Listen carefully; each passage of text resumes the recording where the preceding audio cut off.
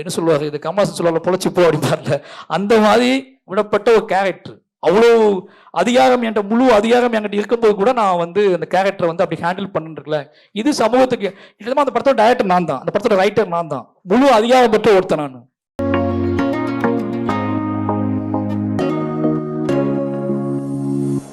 எல்லோருக்கும் வணக்கம்.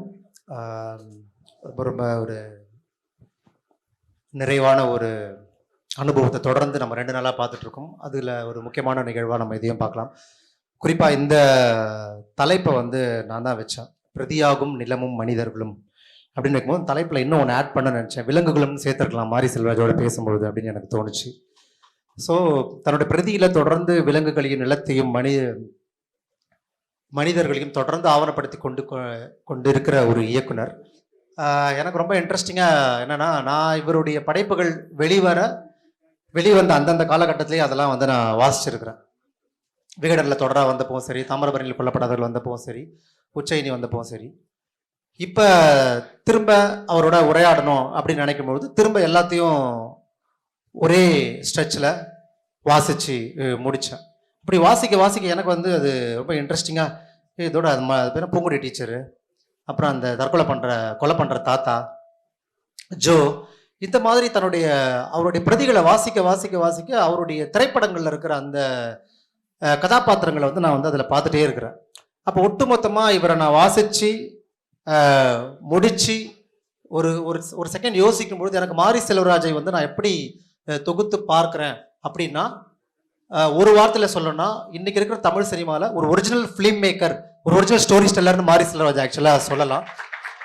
ஏன்னா அவர் தன்னுடைய வாழ்க்கையிலிருந்து மட்டும்தான் மீண்டும் மீண்டும் மீண்டும் மீண்டும் கதைகளை வந்து தன்னோட திரைப்படங்களில் சொல்லிட்டு இருக்கார். தன்னோட வாழ்க்கையில் இருக்கிறத தான் வந்து எழுத்துல கொண்டு வர்றார். இந்த ஒரு ஒரிஜினாலிட்டி வந்து ரொம்ப யூனிக்கான ஒரு பண்பாக வந்து நான் அவர்கிட்ட வந்து பார்த்தேன். ஸோ அதுலேருந்தே வந்து நான் இந்த கேள்வியை தொடங்கலான்னு பார்க்குறேன். இப்போ வந்து நீங்கள் வந்து உங்களை சார்ந்து இருக்கிற அல்லது உங்களை சுற்றி நிகழ்கிற சம்பவத்தை தான் படைப்புகளாக எழுதிட்டு இருக்கீங்க. அப்போ இந்த கேள்வி இன்னும் ஒரு புதுசாக வரப்போகிற கிரியேட்டருக்காகவுமான ஒரு கேள்வியாகவே நான் பார்க்குறேன். இந்த சம்பவங்கள் நடக்குது உங்களை சுற்றி, இந்த சம்பவத்தை வந்து கதையாக மாற்றணும் அப்படிங்கிற ஒரு புள்ளி எங்கேருந்து உங்களுக்கு உருவாகுது? முதல்ல எல்லாருக்கும் வணக்கம். ரொம்ப சந்தோஷமாக இருக்குது. இந்த மாதிரியான ஒரு எல்லாரும் ஒருமித்த கருத்தோடு அப்புறம் என்ன நிகழணும் அப்படின்னு நம்ம ஆசைப்பட்டுக்கிட்டு இருக்கோமோ அது நிகழும்போது எல்லோரும் ஒன்றா இருக்குது, ரொம்ப சந்தோஷமாக இருக்கும். அப்படி ஒரு நிகழ்வு, அந்த நிகழ்வை பார்க்குறேன். அந்த நிகழ்வில் என் கதை குறித்தும் என் மாந்தர்கள் குறித்தும் பேசப்படுவது அப்படிங்கிறது ரொம்ப சந்தோஷம். அந்த வாய்ப்பை ஏற்படுத்தி கொடுத்த நீலம் பண்பாட்டு மையத்துக்கும் வேர்ச்சொல் வானம் திருவிழாவுக்கும் எனக்கு ரொம்ப நன்றி தெரிவித்து கொடுக்குறேன். இன்னொரு கேட்டிங்கன்னா, இப்போ நீங்கள் நிறைய சம்பவங்கள் நடக்குது உங்கள் ஊரில் நிகழ்ந்தது எல்லாத்தையும் நீங்கள் எழுதுறீங்க. அந்த சம்பவத்தை எழுதுறங்கிற ஒரு நகர்வு இருக்குல்ல, புள்ளி, அது எந்த புள்ளி டிசைட் பண்ணுது? பாயிண்ட் ஆஃப் வியூ தான். என்னோடய பாயிண்ட் ஆஃப் வியூ கேட்கவே படலை அப்படின்னு சின்ன வயசுலேருந்தே நான் நிறைய வந்து என்ன சொல்கிறதுனா, நிறைய எலி சொல்லுக்கு உள்ளான பையன் சின்ன வயசுலேருந்து. நான் பண்ணுறது தப்பாக ரைட்டான்னு கூட இது ஏன் பண்ண அப்படின்னு என்கிட்ட கேட்கவே இல்லை. இது ஏன் நடந்துச்சு, இது வந்து இப்படி பண்ணதுக்கு காரணம் என்ன, நீ ஏன் இதை பண்ண அப்படிங்கிற கேள்வி என்னை பார்த்து கேட்கவே படலை. நான் வந்து அப்போவே வந்து சில விஷயங்கள் பார்க்கும்போது நான் சொல்லணும்னு நினைப்பேன். ஏதாவது ஒரு டைம் எனக்கு கிடைக்காதா, நம்ம சொல்ல மாட்டோமா, ஓகே இது தப்பு, ஃபினிஷிங்காக பார்க்கும்போது இது ஒரு பிழை இருக்குது, இது இந்த வயசுக்கு ஏற்றது அல்ல, இந்த வயசில் செய்ய வேண்டிய விஷயம் இல்லை, இந்த நண்பர்களோட நம்ம சேர்ந்துருக்கக்கூடாது, இந்த செஞ்சுருக்கக்கூடாது, அல்லது இதுக்கு பின்னாடி ஒரு பெயின் இருக்குது, இதெல்லாம் எனக்கு தெரியும். பட் அதை வந்து உட்காந்து கேட்குறதுக்கோ அதை சொல்கிறதுக்கோ என்னோட ஆப்ஷனு எனக்கு என்னோட பாயிண்ட் ஆஃப் வியூ கேட்கவே இல்லை. நான் வந்து சினிமா ஆர்ட் ஃபார்மில் சூஸ் பண்ணதே வந்து நான் வந்து டான்ஸ் ஆட ஆரம்பித்தது, நானே பாட ஆரம்பித்தது இல்லாத காரணம் என்ன அப்படின்னா, எனக்கு அது ஒரு பெரிய யாரும் கேட்கல அப்படின்னா நம்மளாவே நமக்கு சொல்லிக்குவோம் அப்படிங்கிற இடத்துக்கு நான் போவேன்.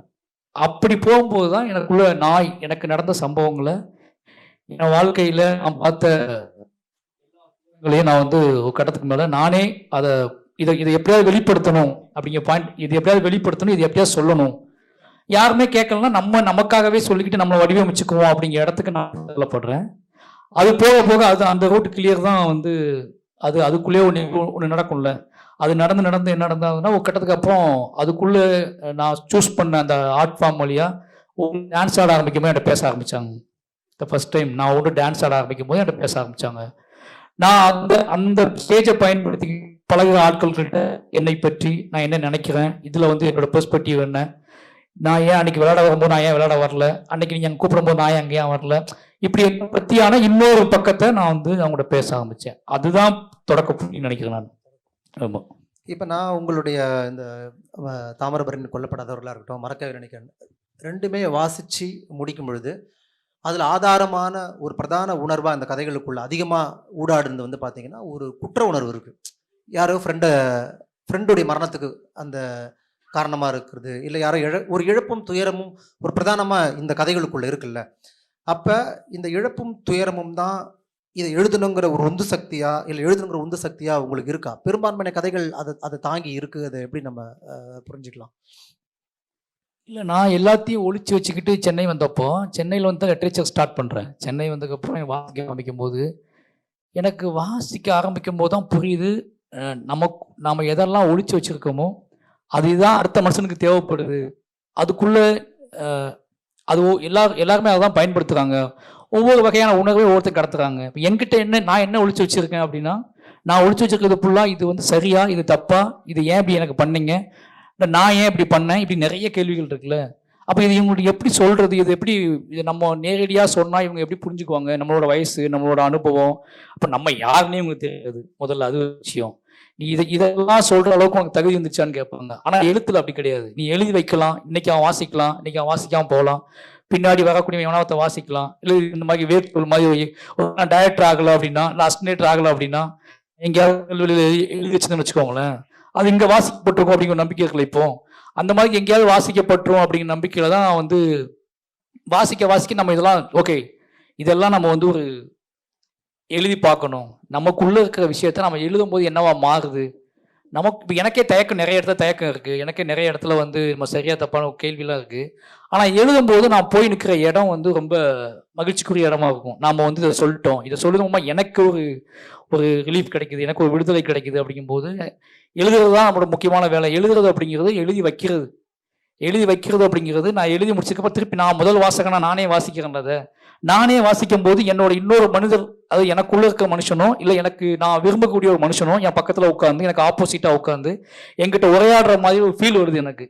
அப்போ ரெண்டு பேரும் டிஸ்கஸ் பண்ணும்போது அந்த மனுஷன் யாருன்னு தெரியல. ஒன்று நானாக இருக்கலாம், இல்லை நான் விரும்பக்கூடிய ஒரு மனுஷனாக இருக்கலாம், இல்லை நான் விரும்பத்தகாத ஒரு மனுஷனாக இருக்கலாம், இல்லை என்னை கொலை செய்யணும்னு நினைக்கக்கூடிய அல்லது நான் கொலை செய்யணும்னு நினைக்கக்கூடிய ஏதோ ஒருத்தனாக இருக்கலாம்.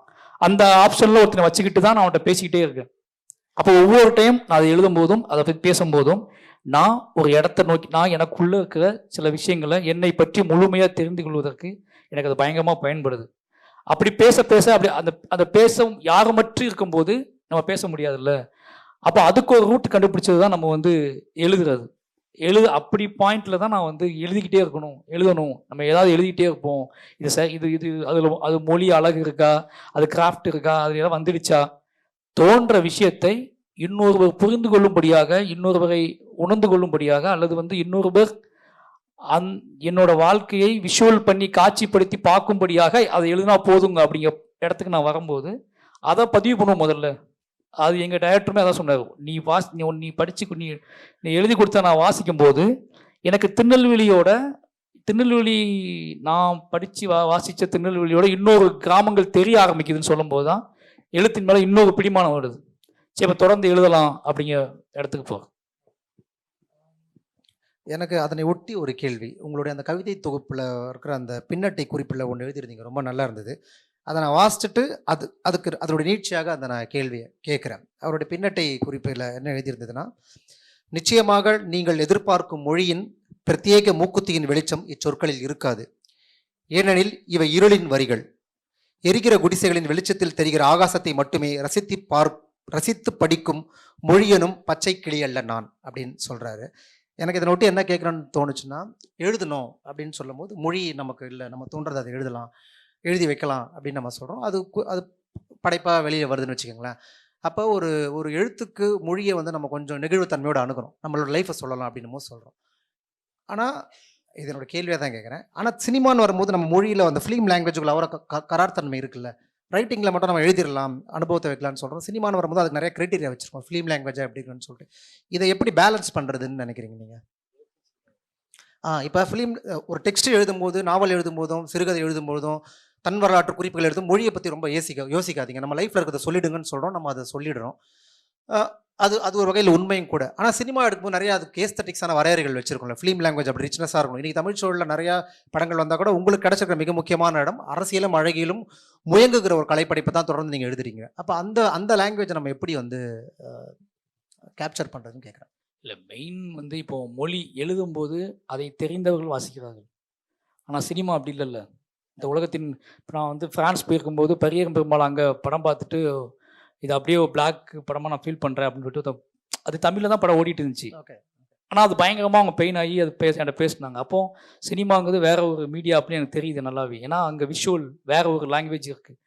இந்த உலகத்தில் மொழி அற்றவனும் காது இல்லாதவனும் எதுவுமே இல்லாதவன் கூட அவன் கண் வழியாக பார்த்து அவனுக்கு உணர முடியும் அப்படிங்கிற ஒரு ஃபீல் இருக்குது. அவனுக்கு எந்த மொழியோட இதுவும் தேவையில்லை. ஆனால் எழுத்து அப்படி இல்லை. என்னை பற்றி அல்லது என்னை தெரிந்து கொள்ள பிரத்யேகமாக என்னை தெரிந்து கொள்ள ஆசைப்பட்டு நான் யாருன்னு தெரிஞ்சுக்குவான், நான் கண்டுபிடிச்சிடுவான். இப்போ நம்ம திருநெல்வேலியிலேருந்து நான் எழுதுறேன் அப்படின்னா தமிழ்நாட்டில் இருக்க அத்தனை பேருமே என்ன நினச்சிப்பாங்க, வாசித்தவங்க எல்லாருமே திருநெல்வேலியில் எந்த ஊரில் வாழ்கிறான், இவனோட வாழ்க்கை என்ன அப்படின்னு தேடி போய் கண்டுபிடிச்சி விசாரித்து சுய விசாரணைக்கு உட்படுத்தி எல்லாத்தையும் பார்த்து தான் அவங்க வாசிப்பாங்க அதை. ஆனால் சினிமா அப்படி கிடையாது. இப்போ நான் பார்த்த எனக்கு வந்து முதல் நான் சினிமா பார்க்கும்போது சப்ஜெக்ட் எதுவுமே புரியாது, இப்போ வரைக்கும் புரியாதுன்னு வச்சுக்கோங்களேன்.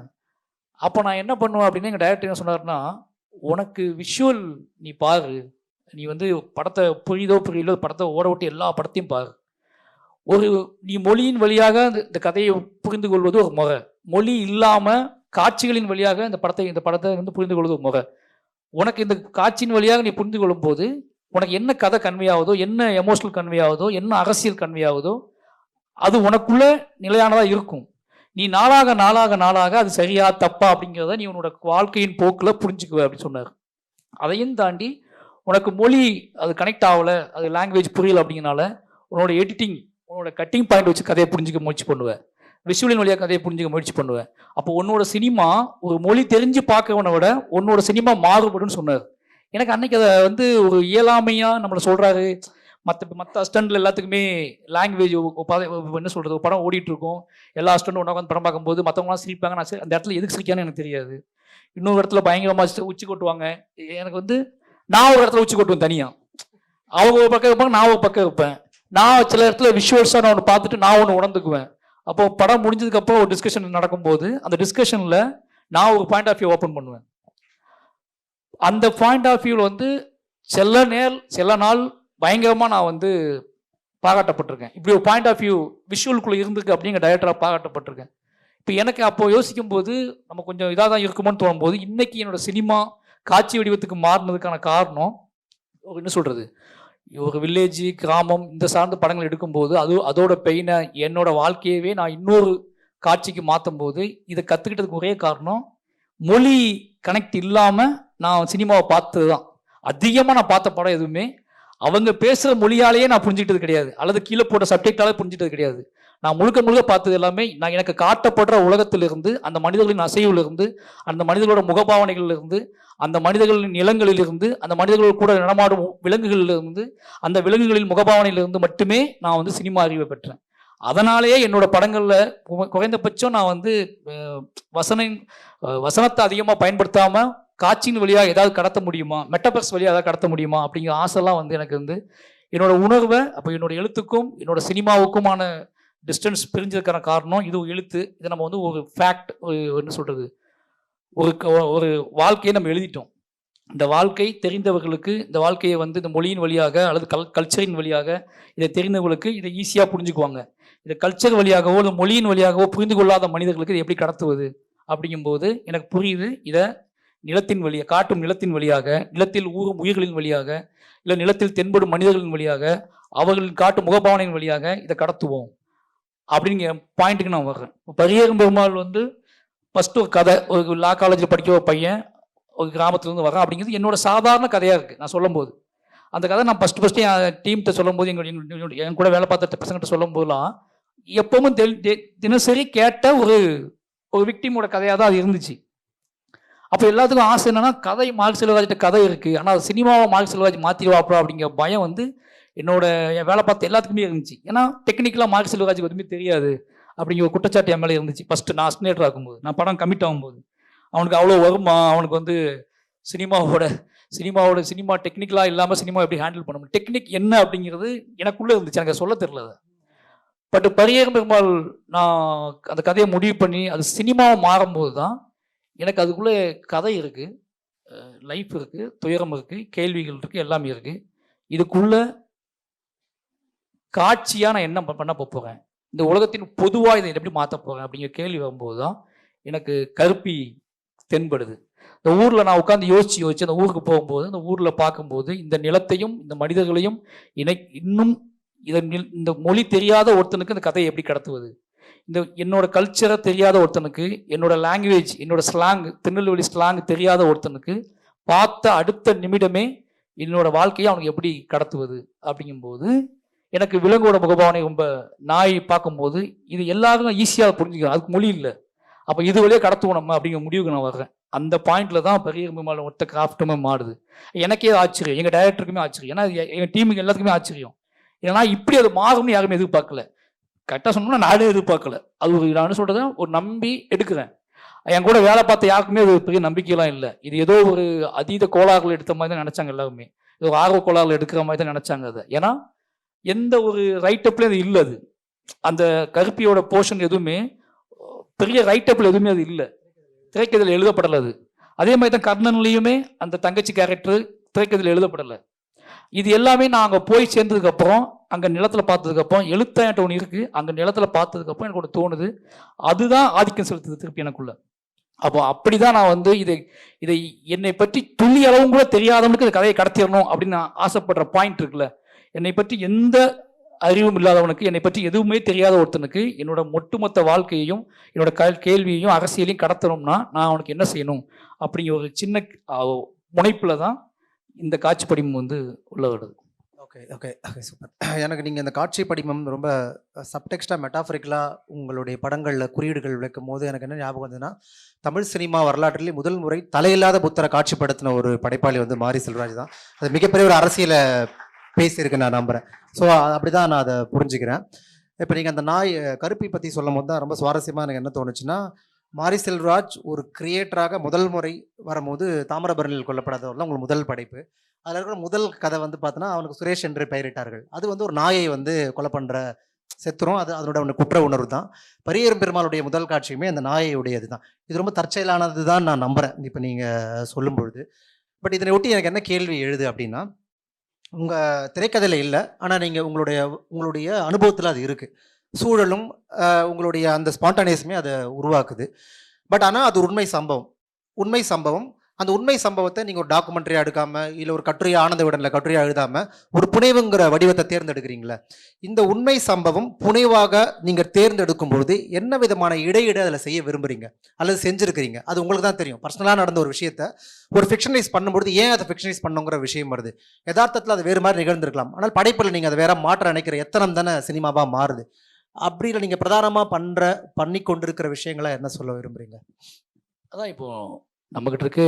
இப்போ நம்மள மாதிரியான டைரக்டர்ஸ் இப்போ இதை தெரியப்படுத்தணும் மக்களுக்கு, இதை வெளிப்படுத்தணும், இதை மக்கள்கிட்ட கொண்டு போய் இருக்கணும் அப்படின்னு நம்ம சூஸ் பண்ணுற கதையே முதல்ல உண்மையாக்கும். உண்மையற்ற ஒன்றை நம்ம உருவாக்க மாட்டோம். பட் உண்மையை அப்படியே சொல்வதற்கு சினிமா தேவை கிடையாது. உண்மையை வெட்டுமே சொல்றதுக்கு டாக்கோ ஃபிக்ஷன் இருக்குது, டாக்குமெண்ட்ரி இருக்குது, நியூஸ் பேப்பர் இருக்குது. நியூஸ் பேப்பர் வழியாக படிக்காதவன் எதையுமே நம்ம சினிமா வழியாக தெரிஞ்சுக்க போகிறது இல்லை. அவன் நியூஸ் வழியாக கலந்துட்டு போவான். அவனுக்குள்ள பெரிய ஆதிக்கத்தை செலுத்தி அவனை குற்ற உணர்ச்சிக்குள்ளாக்கி அல்லது அவனை கேள்விக்குள்ளாக்கி அல்லது அவன் சம்மட்டியால் அவனை அடித்து அவனை திருப்பி போடுற அல்லது வந்து அவனோட வாழ்க்கையவே மாற்றக்கூடிய, அவனோட வாழ்க்கையோடு தங்கி போகக்கூடிய அந்த படத்தை அவன் பார்த்துட்டான் அப்படின்னா அவன் வாழ்க்கையின் கடைசி நாள் வரைக்கும் அவனுக்குள்ள அது இருந்துக்கிட்டே இருக்கணும். அப்போ நம்ம என்ன பண்ணணும்னா வேற வழி இல்லை, அவனே கலைக்குள்ளே தான் கொண்டு வரணும், அதை புனைவுக்குள்ளே தான் கொண்டு வரணும்.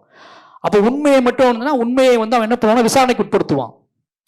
உண்மையை விசாரணைக்கு உட்படுத்துவது சரியா, இது தப்பா, இது கரெக்டா அப்படிங்கிற டாக்குமெண்ட்டை தேடி அலைஞ்சிட்டு இருப்பான். ஆனால் நீங்கள் வந்து ஒரு புனைவை விசாரணைக்கு உட்படுத்த மாட்டான். அது ஒரு பெரிய தாக்கத்தை ஏற்படுத்தும் அவனுக்கு. அவன் அதுக்குள்ளே ட்ராவல் பண்ணி உழல ஆரம்பிப்பான். அதுக்குள்ளே அவன் என்ன பண்ண உருக ஆரம்பிப்பான். அதுக்குள்ளே மெல்ட் ஆகுவான். அப்படி மெல்ட் ஆகும்போது அது அவனுக்குள்ளே ஒரு படிமமாக தங்க ஆரம்பிக்கும்.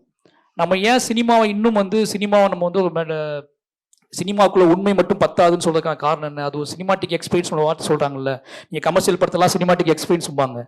இப்போ நம்ம என்ன சொல்லுவோம்னா, ஒரு படிமமா மெட்டபர்ஸ் கிரியேட் பண்ணதுக்கு மெயின் காரணமே அவனை ஏதாவது ஒரு காட்சியின் வழியாக, ஏதாவது ஒரு ஷார்ட் வழியாக அவன் என்கிட்ட இருந்து தள்ளி இருந்தா கூட, நீ சொல்ற எந்த கதையும் நான் நம்ப தயாரா இல்லை, நீ சொல்ற மனிதர்களுக்கும் எனக்கு எந்த சம்பந்தமும் இல்லை, நீ காட்டும் இந்த உலக நீ கேட்கிற கேள்விலாம் வந்து அபத்தமானது, இந்த கேள்வியை நான் புரிஞ்சுக்கணும் அவசியம் இல்லைன்னு தள்ளி உட்காந்துக்க ஒருத்தனை ஏதோ ஒரு ஷார்ட்ல, ஏதோ ஒரு கேரக்டர்ல, இல்லை ஏதோ ஒரு சின்ன மெட்டஃபர்ல அவனை நம்ம பக்கம் திருப்பி அவன் மண்டைக்குள்ள போய் உட்காந்து அது புழு மாதிரி நுழைஞ்சி அந்த புழுவை நெளிய விட்டு அவன் வீட்டுக்கு போய் சேர்ற வரைக்கும் நம்ம அந்த வேலையை பார்க்க வேண்டியிருக்கு. வீட்டுக்கு போய் சேர்ந்ததுக்கு அப்புறம் கூட என்னைக்கு அந்த மெட்டஃபர்ஸ் அவன் எங்கேயாவது உட்கார்ல பார்ப்பான்.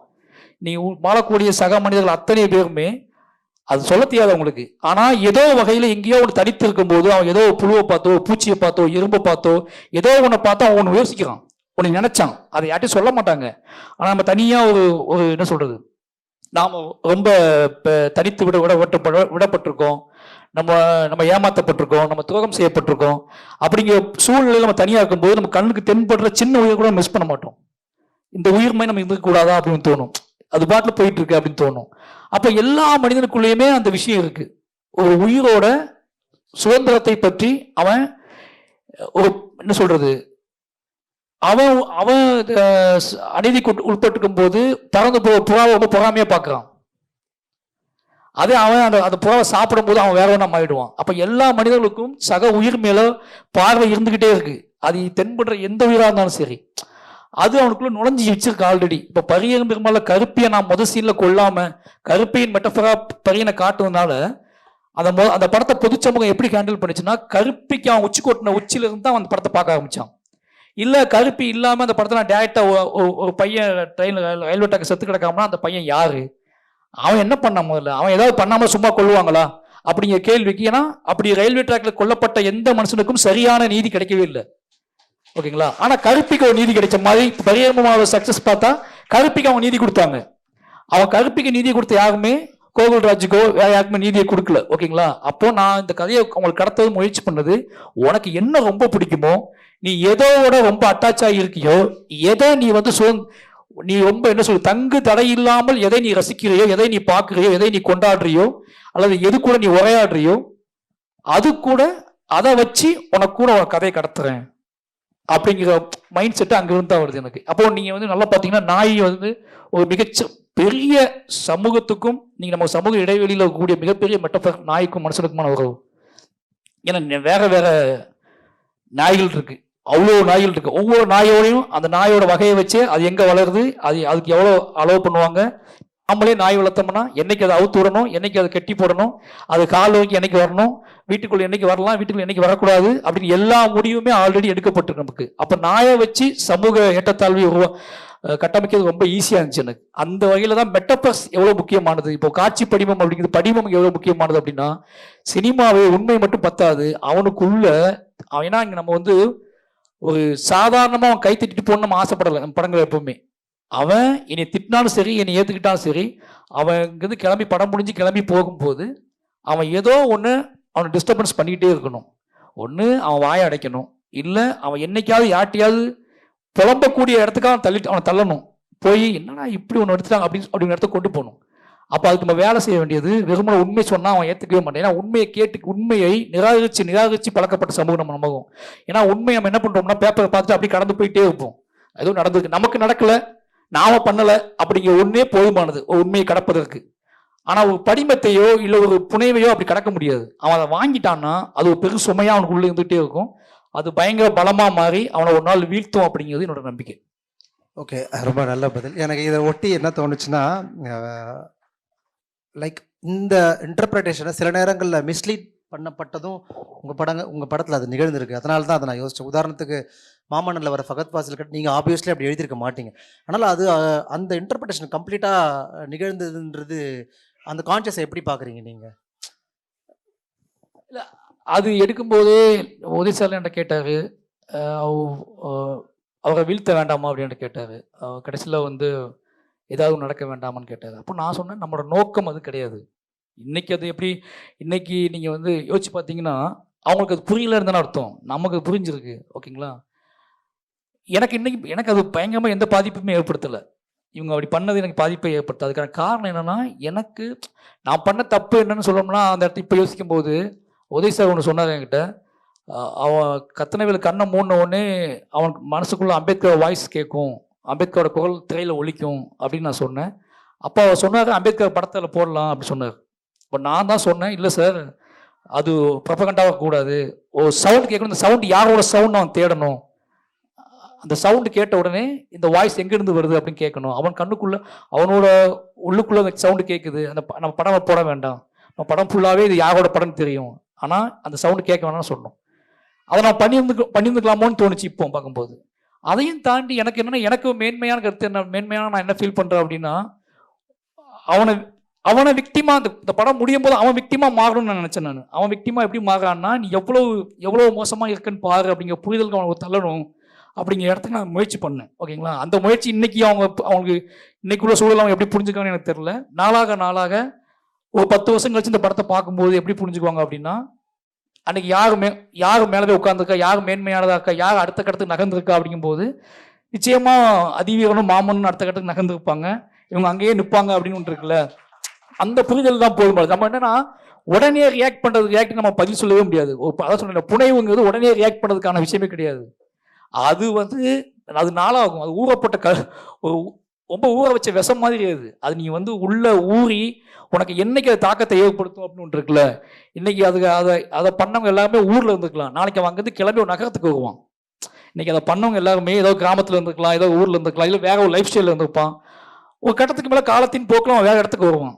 இல்லை அவன் குழந்தை இந்த படத்தை பார்க்கும், இல்லை அவன் தம்பிகள் இந்த படத்தை பார்ப்பாங்க, நெக்ஸ்ட் ஜென்ரேஷன் இந்த படத்தை பார்க்கும், நெக்ஸ்ட் ஜென்ரேஷன் இந்த வன்மம் கொஞ்சம் கம்மியாக இந்த படத்தை பார்ப்பான். அப்படி பார்க்கும்போது அவனுக்கு என்னன்னா அந்த படைப்பு அங்கே நிலை பெறும். அதை சொல்ல மாதிரி என்ன சொல்றதுன்னா, ஒரு புனைவோட தாக்கம் அப்படிங்கிறது, ஒரு கலையோட அறம் அப்படிங்கிறது, ஒரு நம்ம ஏற்படுத்துகிற கலையோட அறம்ங்கிறது ஒரு மனுஷனோட வாழ்வின் கடைசி நொடி கூட அவனுக்கு எது அறம் கற்றுக் கொடுக்கும் கலை. அப்படி நம்பி எடுக்கப்பட்ட படம், அப்படி நம்பி வைக்கப்பட்ட கேரக்டர் தான் அது. நம்ம சொல்ல போனால் நாம வாசித்த வாழ்க்கை, நம்மளோட விருப்பம், ஒரு ஒடுக்கப்பட்ட பையனா நான் இங்கிருந்து மேலே வந்து நான் ஒரு கதையை எழுதி அந்த கதையை எவ்வளோ அரசியல்படுத்தி நான் எடுக்கும்போது என்னோட பார்வை அவர்கள் மேலே என்னோட கரிசனத்தின் அடிப்படையில் தப்பித்தவர்கள் தான் அவங்க. எனக்கு உள்ள ஒரு கரிசனத்தின் அடிப்படையில் தப்பித்தவர் தான் கத்தினவேலை கொல்லன்னு ஒரு செகண்ட் போவாது எனக்கு. ஆனால் நான் வந்து என்ன சொல்லுவார், இது கமலாசன் சொல்லுவாங்க பொழைச்சி போ அப்படின்பார்ல, அந்த மாதிரி விடப்பட்ட ஒரு கேரக்டர். அவ்வளோ அதிகாரம் என்கிட்ட, முழு அதிகாரம் என்கிட்ட இருக்கும்போது கூட நான் வந்து அந்த கேரக்டரை வந்து அப்படி ஹேண்டில் பண்ணிருக்கல. இது சமூகத்துக்கு அந்த படத்தோட டைரக்டர் நான் தான், அந்த படத்தோட ரைட்டர் நான் தான், முழு அதிகாரம் பெற்ற ஒருத்தன் நான் என்ன வேணா செய்யலாம் அந்த கேரக்டரை. அப்போ நான் டிசைட் பண்ணது அது கிடையாது. நான் கற்றுக்கிட்ட அரசியல் அப்படி கிடையாது. நான் அம்பேத்கரை வாசிக்கிறேன், அம்பேத்கரோட மாணவனாக இருக்கேன். அப்படிங்கும்போது அங்கே அம்பேத்கர் வாய்ஸ் கேட்டால் போதும் அவனுக்கு அப்படிங்கிற புரிதல் இருக்குல்ல, அதுதான் என்னோட வெற்றியை நான் பார்க்குறேன். சூப்பர். இப்போ நம்ம இந்த படத்தை ஒட்டி இன்னொரு கேள்வி நான் கேட்கணும்னு நினச்சேன். இப்போ நீங்கள் பெரும்பாலும் உங்களுடைய நிலம் சார்ந்து, உங்களுடைய மக்கள் சார்ந்து, அந்த நிலத்தையும் பிரதி மனிதர்களை தான் வந்து எடுத்துருக்கிறீங்கன்னா 3 படங்கள்லையுமே. மாமன்னா இட்ஸ் கம்ப்ளீட்லி டிஃப்ரெண்ட் லேண்ட்ஸ்கேப். இப்போ அந்த இன்னொரு நிலத்தை, இன்னொரு மனிதர்களை நம்ம பிரதியில் கொண்டு வரும் பொழுது என்னென்ன மாதிரியான விஷயங்களை, குறிப்பாக இப்போ இங்கே இருக்கிற படைப்பாளிகளும் சரி, அது உங்களுக்கும் சில லேர்னிங் எக்ஸ்பீரியன்ஸாக இருக்கலாம், ஓவராலாக அதை எப்படி அணுகணும்னு நினைக்கிறீங்க நீங்கள்? தெரியல, மாமன்னன் சேலம்னு முடிவே பண்ணல. அது திருநெல்வேலி தான் எழுதப்பட்டது. அவர் ஷூட்டிங் ஆரம்பிக்கிறதுக்கு ஒரு 2 மாதத்துக்கு முன்னாடி வரைக்கும் எல்லாரும் திருநெல்வேலி தான் நம்பிட்டு இருந்தாங்க. நான் ஓப்பனாக பச்சையாக சொன்னால் என் ஒய்ஃபு சேலத்தை தான் படம் இடன்னு சொன்னதுனால அந்த ஒரு படம் தான் சேலத்தில் இட, நீ சேலத்தில் கல்யாணம் பண்ணி வந்திருக்க இட. ஆமாம், அவங்க ஊர், நாங்கள் காதலிச்சு சுற்றிட்டு அஞ்சு ஊரில். அப்போ நான் வந்து சரி ஒரு படம் எடுப்போமே அப்படின்னு சொல்லி ஆசைப்பட்டது. பட் அந்த கதையை எங்கே வேணால் வைக்கலாம் அப்படிங்கிற ஒரு இது இருந்துச்சு எனக்கு. அப்போ இந்த இன்னொன்று பெரிய எனக்கு வந்து சப்போர்ட்டாக இருந்தது, அந்த கதை நிகழ்காலத்தில் நடக்கக்கூடிய ஒரு கதையாக இருந்துச்சு. அதனால் நான் துணிஞ்சு நான் போனேன். ஒருவேளை நான் பார்த்த காலத்தில் தான் அந்த கதை நடக்குது, எனக்கு தெரிஞ்ச காலத்தில் அப்படின்னா நான் எங்கள் திருநெல்வேலிக்கு தான் போயிருப்பேன், தென் மாவட்டத்துக்கு தான் போயிருப்பேன். இது நிகழ்காலத்துலங்கும் போது நான் சேலத்தில் கொஞ்ச நாள் ட்ராவல் பண்ணியிருக்கேன், சேலத்தில் கொஞ்ச நாள் வாழ்ந்துருக்கேன், கிட்டத்தட்ட ஒரு 5 வருஷமாக நான் வந்து சுற்றியிருக்கேன். அப்படிங்கும்போது அது போதுமானதாக இருந்துச்சு. அப்போது அங்கே சேலம்னு சூஸ் பண்ண உடனே அங்கே ஒடுக்கப்பட்ட மக்களோட அதை அப்போ யாரோட அந்த கதை யாரோட கதையாக மாறுது, அவங்களுக்கு நம்ம எப்படி நேர்மையாக இருக்கணும், அவங்களை பற்றி நம்ம எப்படி தெரிந்து கொள்ளணும் அப்படின்னு சொல்லிட்டு அங்கே ஒரு ட்ராவல் பண்ண ஆரம்பிக்கிறோம். அப்படிதான் அந்த கதைக்குள்ளே வந்து இங்கே யாரோட வேரின் அடிப்படையில் இந்த கதையை உருவாக்கணும், நம்ம இந்த கதையில் தென்படக்கூடிய வேறு யாரோட இதாக இருக்கணும் அப்படிங்கிற முடிவுக்கெல்லாம் வந்து நம்ம அந்த அடிப்படையில் தான் போகிறோம் சேலத்துக்கு போய். ஆனால் அந்த கதையை கொண்டு எங்கே வேணால் இன்னும் சொல்ல போனால் திருநெல்வேலியும் எடுத்த 4 நாள் ஷூட்டு. திருநெல்வேலி எடுக்காமல் எனக்கு கட்ட வேகாத மாதிரி ஷூட்டிங்லாம் முடிச்சுட்டு என்ன சொல்கிறது, ஷூட்டிங்லாம் ரொம்ப முடிச்சு அதில் போனதுக்கப்புறம் உதய சார்ட்ட ஃபோன் பண்ணி, சார் ஒரு 4 நாள் திருநெல்வேலி எடுக்கலாமான்னு கேட்டேன். எதுக்கு, சும்மா எடுப்போம் சார்னு சொல்லி திருநெல்வேலி கூட்டிகிட்டு போய் திருநெல்வேலியில் ஒரு சீன் எடுத்தேன். திருநெல்வேலி எடுக்கிறதுக்கான காரணம் என்ன அப்படின்னா, அதுக்கு முந்தின படம் கர்ணன். எனக்கு திருநெல்வேலியில் வந்து ரொம்ப டார்ச்சர் கொடுத்தாங்க, அச்சுறுத்தல் கொடுத்தாங்க, எடுக்கவே முடியும் அந்த படத்தை. அப்படி எடுக்க முடியாத ஊரில் போய் படம் எடுக்கணும்னு ஆசைப்பட்டு தான் கூட்டிகிட்டு போய் அந்த படத்தை எடுத்தேன். அவர் என்னை கேட்டார், எதுக்கு இங்கே எடுக்கிறீங்க, என்ன விஷயம் அப்படின்னு கேட்டார். இல்லை வாங்க எடுப்போம் அப்படின்னு சொல்லி எடுத்து அப்புறம் அவர் புரிஞ்சிடுச்சு. ஓகேங்களா, அந்த அந்த அந்த சீக்வன்ஸ் படத்தில் வந்துச்சு.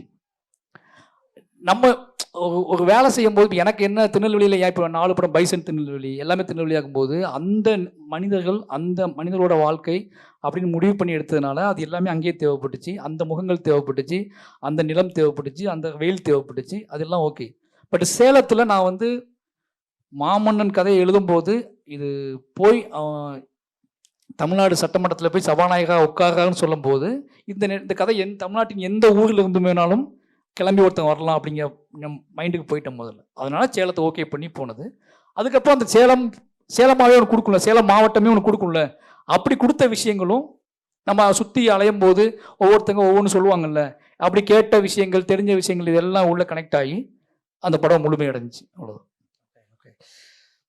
இப்போ உங்களுடைய அந்த 4 படங்களும் படம் வெளிவந்த சமயத்தில் ஏதோ ஒரு விதமான ஒரு பெரிய சலனத்தை உருவாக்கி இருக்கு. பரியரும் பெருமாள் வந்தபோது அது ஒரு தலித் திரைப்படம் அப்படிங்கிற வகைமைக்குள்ளே அதை வந்து தொடர்ந்து பேசினாங்க. அதுக்கு பல்வேறு விதமான பார்வைகள்லாம் வெளியே வந்துச்சு. கர்ணன் வந்தப்போ அந்த சம்பவம் நிகழ்ந்தப்போ அது எந்த ஆட்சியில் நிகழ்ந்தது அப்படிங்கிற மாதிரி ஒரு பெரிய டிஸ்கஷன் நடந்தது. அதுக்கப்புறம் மாமன்னன் வரும்பொழுதும் இந்த ஃபகத் கேரக்டர் பயங்கரமாக மாறிச்சு. இப்போ வாழைக்கும் நிறையா விமர்சனங்கள் இருக்குல்ல. இப்போ இந்த மாதிரியான விமர்சனங்களை ஒரு ஒரு ஒரு கிரியேட்டராக நீங்கள் ஹேண்டில் பண்ணுற விதம், இல்லை இதுக்கப்புறம் எடுக்க போகிறவங்களும் சரி, இந்த இந்த கான்ஷியஸை எப்படி நம்ம ட்ரைவ் பண்ணணும்னு நினைக்கிறீங்க? இந்த விமர்சன போக்கை நீங்கள் எப்படி அணுகிட்டு வந்திருக்கீங்க? ஏன்னா இப்போ உங்களுக்கு வெறும் படைப்பு சார்ந்து மட்டும் வரல. நீங்களே ஒரு முறை சொன்ன மாதிரி கர்ணன் அந்த நிலத்தில் எடுக்கும்போது மிகப்பெரிய அச்சுறுத்தல் உங்களுக்கு வந்தது. ஆனால் தொடர்ந்து நீங்கள் அங்கே படம் பண்ணுறீங்க. ஒரு படத்துக்கும் குறிப்பிட்ட சமூகம் சார்ந்த சில அச்சுறுத்தலும் உங்களுக்கு வருது, படைப்பு சார்ந்த விமர்சனமும் வருதில்ல. இதை எப்படி நீங்கள் தொகுத்து உங்களுக்கான கச்சா பொருளாக மாற்றிக்கிறீங்க? கச்சா பொருள்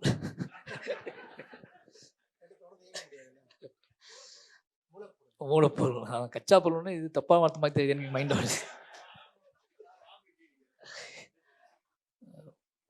நான் ஒவ்வொரு படம் நடக்கும்போதும் ஒரு சின்ன படம் எடிட் டேபிள் போகும்போது எனக்கு ஒரு பயம் இருக்கும் லைட்டாக. என்ன பயம் அப்படின்னா, இதை நம்ம யாருக்காக உருவாக்குறோம், அந்த படத்தின் மூலம் இந்த படத்தோட மூல கேள்வி என்ன, அந்த கேள்வியை புரிந்து கொள்வதற்காக நம்ம வந்து ஒரு வேலை செய்கிறோம் அப்படின்னு சொல்லி. அந்த படத்தில் அப்படி புரிந்து கொள்ளப்படலை, தவறாக புரிந்து கொள்ளப்பட்டிருக்கு, இல்லை அதில் ஒரு சின்ன கன்க்ளூஷன் இல்லை அப்படின்னா நம்ம அடுத்த படத்தில் நம்மளோட புனைவில் தான் அதில் சிக்கல் இருக்குன்னு அர்த்தம். ஏன்னா எல்லாத்துக்கும் இது மறுக்க முடியாத உண்மைன்னு தெரியும்.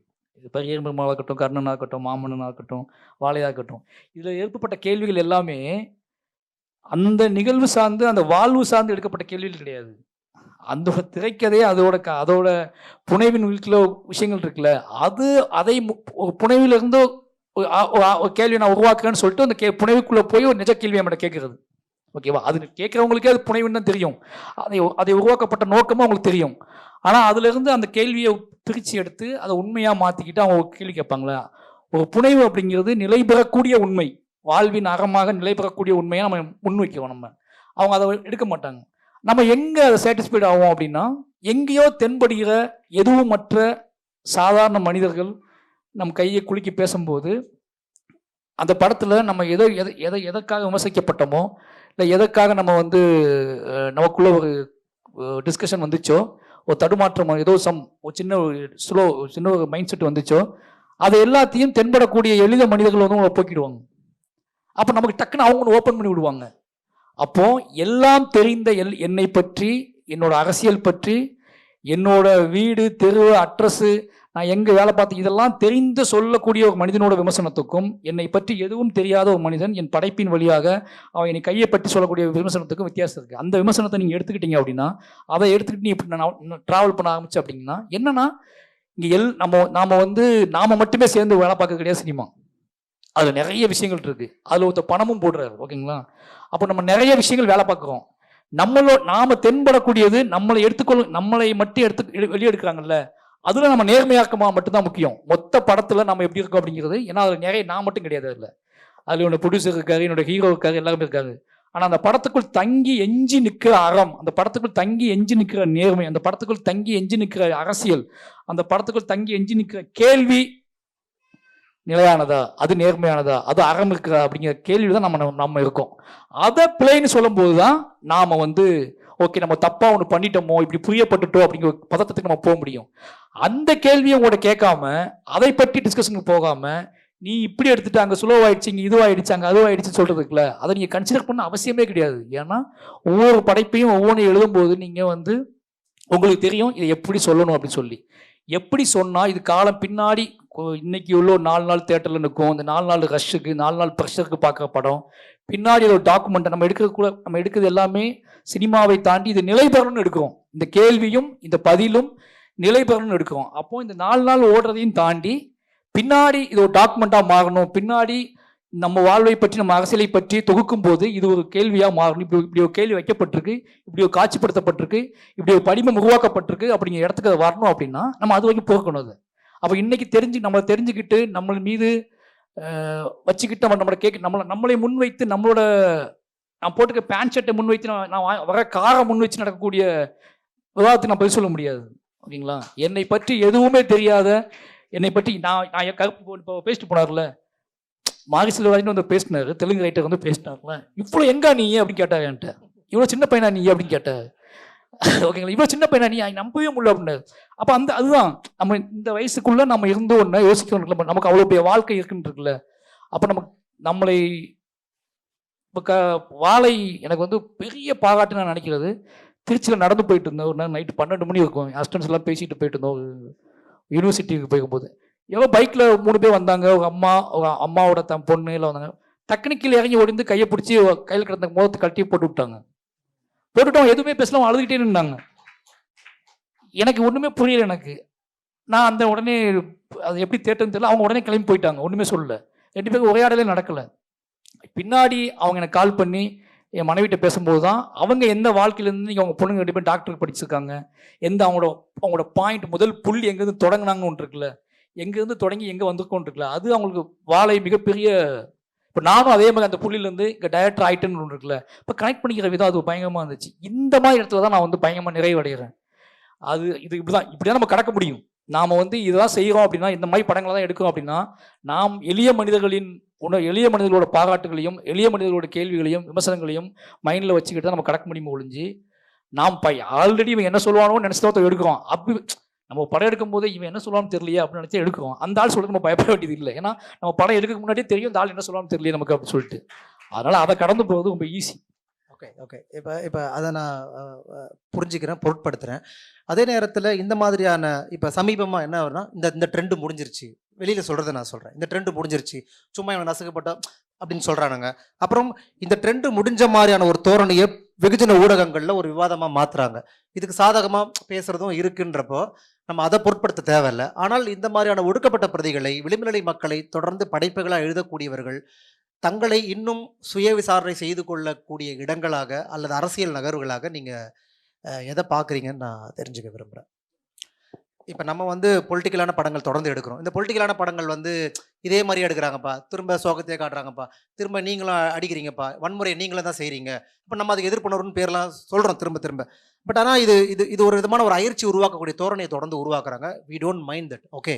But at the same time இந்த தலித் படைப்புகளை, இந்த விளிம்புநிலை மக்களை படைப்புகளை எழுதக்கூடிய இந்த சொசைட்டி, இந்த பீப்புள்ஸ் படைப்பு ரீதியாக இன்னும் தங்களை எங்கெங்கே முன்னகர்த்தி கொண்டு போகணும் அப்படின்னு நீங்கள் சொல்ல விரும்புகிறீங்கன்னு கேட்குறேன். சினிமாவாக இருக்கட்டும், பிரதியாக தான் நான் கேட்குறேன். அது இல்லை, நம்ம சினிமாவை பற்றி பேசுகிறோம். இது முன்னாடி இதை இயக்கமாகவும் அரசியலாகவும் முன்னெடுக்கும் போதே இது நடந்திருக்கு. அவங்க காலம் முடிஞ்சு, இது அந்த காலம் முடிஞ்சு, இது நமக்கு தலைவர்களுக்குமே நடந்திருக்கு. அவங்களோட பீரியட் முடிஞ்சு இவரோட பீரியட் ஸ்டார்ட் ஆயிடுச்சு. இது எல்லாமே நீங்கள் வந்து கீழே இருந்து ஒரு கேள்வியை ஒரு ரொம்ப ஸ்ட்ராங்கான ஒரு பெரிய அடுக்குமாடி கட்டடத்தை அசைக்கும் போது வரக்கூடிய எல்லா விமர்சனங்களும் வரதான் செய்யும். ஓகேங்களா? இப்போ நான் என்ன நினைக்கிறேன் அப்படின்னா, இப்போ இந்த மாதிரி கேள்விகள் கேட்கும்போது திருப்பி திருப்பி நம்ம அவங்களை தொந்தரவு பண்ண ஆரம்பிச்சிருக்கோம் அப்படின்னு தான் நான் நினைப்பேன். அவங்களால என்னன்னா இந்த படத்தில் அது இருக்கக்கூடாதே அப்படிங்கிற பயம் இருக்குல்ல. ஏன்னா அவன் வந்து அவனுக்கு நம்ம வந்து ஒரு எதிர்பார்க்க அவனால் கடந்து போக முடியாத சலனத்தை நம்ம உருவாக்கியிருக்கோம். ஏதோ ஒரு படம் ஓடும், அந்த படத்தை நம்ம புறக்கணிச்சிடலாம். வேற நிறைய படங்கள் வருது, அந்த படத்தை பார்க்கலாம்னு வாழ்ந்துக்கிட்டு இருந்த ஒருத்தனை ஏதோ ஒரு படம் வரும், அது நம்ம கண்ணுக்கே வராது, நம்ம அதை பற்றி யாரும் பேச மாட்டாங்க, நம்மளும் அதை பற்றி பேசணும்னு அவசியம் கிடையாது, அது ஒரு கேள்வியாகவே மாறாது. இன்னைக்கு அப்படி இல்லை. இன்னைக்கு எல்லா ரைட்டர்கிட்டையும் எல்லா டைரக்டர்கிட்டையும் அந்த கேள்வி வைக்கப்படுது இல்லை. அப்போ இங்கே வந்து ஒரு பொலிட்டிக்கல் கரெக்ட்னஸ் செட் பண்ண விஷயங்கள் இருக்குல்ல, இதுதான். இப்போ நல்லா புரிஞ்சுக்கோங்க, யாருக்குமே நான் படம் எடுக்கிறதோ ரஞ்சித் அண்ணன் படம் எடுக்கிறதோ இல்லை மற்ற இயக்குநர்கள் படம் எடுக்கிறதெல்லாம் பிரச்சனை கிடையாது. அந்த படங்களுக்குள் தொடர்ந்து பாதுகாக்கப்படும் பொலிட்டிக்கல் கரெக்ட்னஸ் இருக்குல்ல, அதுதான் எங்கள் எல்லாத்துக்குமே. எதெல்லாம் நீங்கள் சொன்னீங்களா கச்சா பொருள்னு சொன்னீங்கல்ல, அது மாதிரி அந்த சினிமாவுக்கு ரொம்ப ஈஸியான சில விஷயங்கள் இருந்துச்சு. நீங்கள் ஈஸியாக சிரிக்க வைக்கலான்னு ஒன்று இருந்துச்சு, ஈஸியாக வந்து கைத்திட்டு வைக்கலான்னு ஒன்று இருந்துச்சு. எதெல்லாம் சொன்னால் ஈஸியாக கைத்திட்டுவாங்க, ஈஸியாக சிரிப்பாங்க, அந்த நெரட்டிவை உடச்சி அது இல்லாமலேயே கமர்ஷியல் ஹிட் கொடுக்க முடியும், அது இல்லாமலே பெரும்பான்மை மக்களை கொண்டாட வைக்க முடியும்.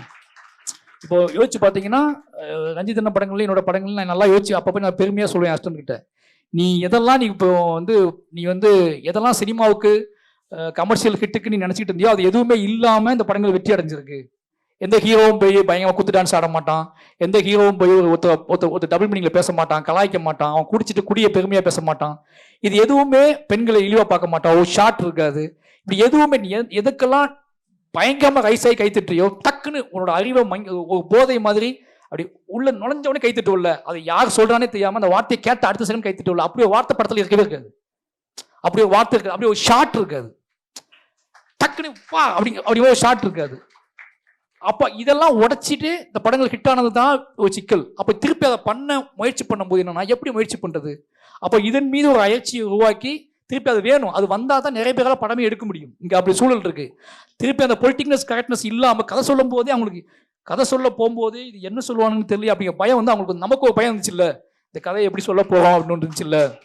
இப்போ அப்படியே உள்டாவாகி இதை சொல்லும் போதே தம்பி அதெல்லாம் வேண்டாம்ப்பா, கலாய்ப்பாங்கப்பா, திட்டுவாங்கப்பா, ஓட்டுவாங்கப்பா, அப்படி ஒரு பயம் வந்தது தான் அவங்களுக்கு தாங்கிக்க முடியல. இப்போ அப்படிதான் நம்ம பார்க்கணும் இந்த விஷயத்தை. என்னன்னா, நான் பெரிய கதை சொல்ல போகும்போது எனக்கு ஒரு பயம் இருந்துச்சு.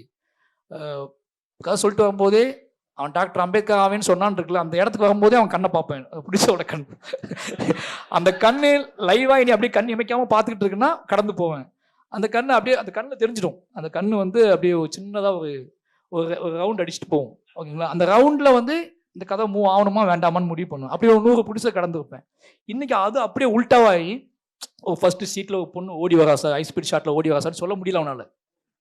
ஓகேங்களா? ஒரு பொண்ணு ஓடி வரா, மழை சோர்னு பெய்யுது, இப்படியே அவன் கதையை ஆரம்பித்த எல்லா விஷயத்துலையும் அதை நெகட்டிவாக மாற்றிட்டோம். அப்போ அவனுக்கு என்னன்னா, அவன் வாசிக்க வேண்டியது இருக்குது. நீ ஒரு நல்ல படம் எடுக்கணும் அப்படின்னா அவன் நிறைய வாசிக்க வேண்டியது இருக்குது, நிறைய சினிமா பார்க்க வேண்டியது இருக்குது. என்னடா சினிமா பார்க்காமலேயே வாசிக்காமலே படம் எடுத்து ஹிட்டாகக்கூடிய இடத்துல சினிமா இருந்துச்சு. இன்னைக்கு வாசிச்சு நீ அப்படியே படம் எடுத்து சக்ஸஸ் ஆனா நீ பொதுமக்களையும் எதிர்கொள்ளணும்னு இடத்த வந்திருக்குல்ல, பொதுமக்களோட ஒரு கேள்வி கேட்பான், நீ எதிர்கொள்ளணும் இடத்துக்கு வந்திருக்கல சினிமா. அந்த சினிமாவின் மீது தான் அவனுக்கு ஒரு பயம் வந்திருக்கு. அது நீங்க அப்படியே அதை உல்டா பண்ணி நம்ம மீது அயற்சியா திருப்புறான். அது கிடையாது, அவன் பயங்கரமா வேலை செய்ய வேண்டியிருக்கு. அவன் வெறுமனே படம் எடுத்துட்டு போனா நம்மளை கேள்வி கேட்பாங்களா, அந்த கேரக்டர் யாருன்னு கேட்பாங்க, நம்ம என்ன பதில் சொல்றது? அதுவும் கேரக்டர் அப்படிதான் சொல்லிட்டு இருந்தாங்க. அதுவும் ஃப்ரெண்டு, ஹீரோட ஃப்ரெண்டு, அது பக்கத்து வீட்டு பொண்ணு. பக்கத்து வீட்டு பொண்ணா அது யாருன்னு கேட்கறாங்க. இப்போ பக்கத்து வீட்டு பொண்ணு அந்த பொண்ணுக்கு அந்த ட்ரெஸ் கொடுத்தேன்னு கேட்கறாங்க. பக்கத்து வீட்டு பொண்ணு தானே, அந்த பொண்ணு ஏன் படிக்கட்டில் ஐஸ்பீல் ஓடிவதுன்னு கேட்கறாங்க.